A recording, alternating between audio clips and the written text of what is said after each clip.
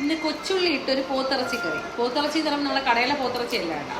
നമുക്കിന്ന് ഹക്കി കൊടുത്ത സ്ഥലത്ത് നിന്ന് കിട്ടിയ ഇറച്ചിയാണ്, ഒരുപതി ഇറച്ചി കിട്ടി. അപ്പോൾ അത് ഞാൻ കൊച്ചുള്ളി ഇട്ട് കറി വെക്കാൻ പോണേ. അപ്പോൾ ആ വീഡിയോ കാണാം. ഇന്ന് ചട്ടിയിലാണ് കേട്ടോ ബീഫ് കറി വയ്ക്കുന്നത്. അതാ ഇതിലൊന്നും കൊള്ളാളില്ല, 1 കിലോ അങ്ങനെ ഉള്ളു കേട്ടോ. എന്നാലും നമുക്കിത് ചട്ടിയിൽ വയ്ക്കാം. പിന്നെ ഈ ചട്ടി അടുപ്പിലോട്ട് വയ്ക്കും. ഇനി ഇടികളിലിട്ട് കൊച്ചുള്ളി ഒന്ന് കഴിക്കാം. തറയിൽ പോണേ നമുക്കുള്ളതല്ല കേട്ടോ, പോണതൊന്നും നമുക്കുള്ളതല്ല. ഒരുപാട് ചതയൊന്നും വേണ്ട കേട്ടോ, കുറച്ചൊന്നും ഉടഞ്ഞാൽ മതി.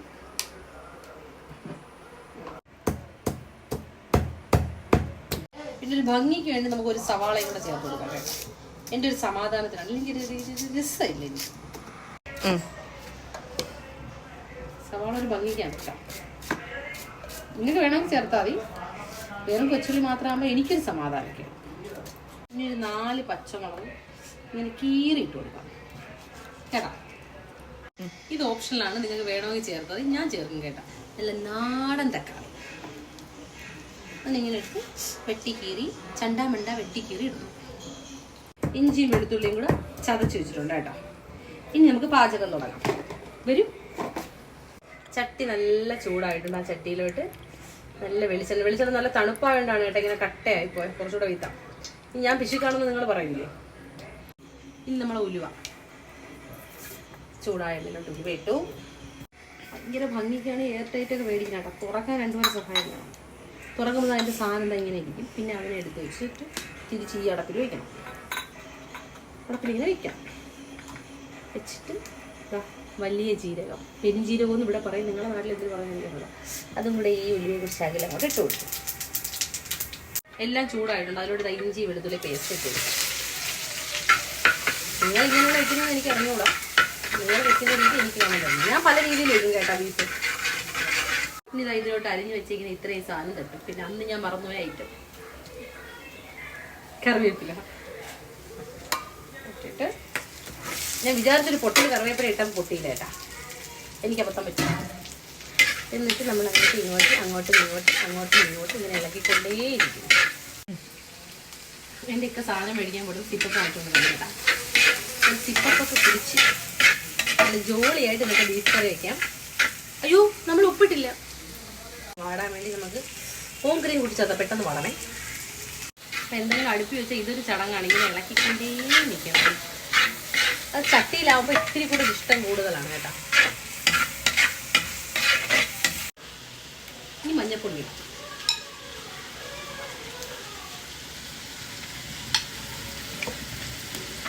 ഇനി ഈ മഞ്ഞപ്പൊടിയിൽ ഈ ഉള്ളി ഇതൊക്കെ ഇങ്ങനെ ഈ മഞ്ഞയുടെ പച്ച മണം ഒന്ന് മാറുന്നത് വരെ ഞാൻ പിന്നും ചണ്ടാ വെട്ടി കീറി ഇങ്ങനെ ഇളക്കിക്കൊണ്ടേയിരിക്കും. അപ്പം നമ്മൾ ബീഫ് കറി വയ്ക്കുന്നുണ്ട്. നമുക്ക് ബീഫ് ചേർത്ത് കൊടുക്കും. ഇത് പതക്കരവാണ് കേട്ടോ. ഇത് കൊഴുപ്പാണ്. ഇതെല്ലാണ്. അപ്പം നമുക്ക് കടയിൽ നിന്ന് നമുക്ക് ഇവിടെ എല്ലാ ഞായറാഴ്ചയും ഇടയ്ക്കൊക്കെ ഇറച്ചി എടുക്കുമെങ്കിലും ഈ അക്കിയൊക്കെ കിട്ടുന്ന ഈ നേർച്ച കിട്ടുന്ന ഇറച്ചിക്ക് പ്രത്യേക ഒരു ടേസ്റ്റാണ്.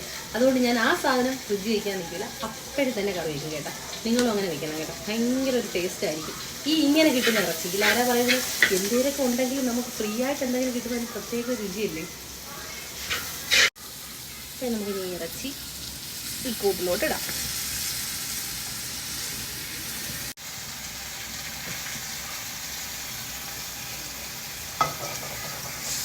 എന്നിട്ട് നമുക്കിത് മിക്സ് ചെയ്യാം. ബീഫ് കറിക്ക് ഞാൻ ഒരു പകുതി വേവ് കഴിയുമ്പോൾ ഇനിയുള്ള പൊടി ഐറ്റംസൊക്കെ ചേർക്കണം കേട്ടോ. ഇതിൽ കിടന്ന് നല്ലതുപോലെ ഒന്ന് വെന്തതിന് ശേഷം പൊടിയൊക്കെ ചേർക്കും. എൻ്റെ ഇപ്പുറത്തെ അടുപ്പ് നല്ല ചൂടായി കിടക്കൊണ്ട് വെള്ളം, അതിന് കുറച്ചൊന്ന് വേണ്ടി മാത്രം ഒന്ന് വെച്ച് കൊടുക്കാം.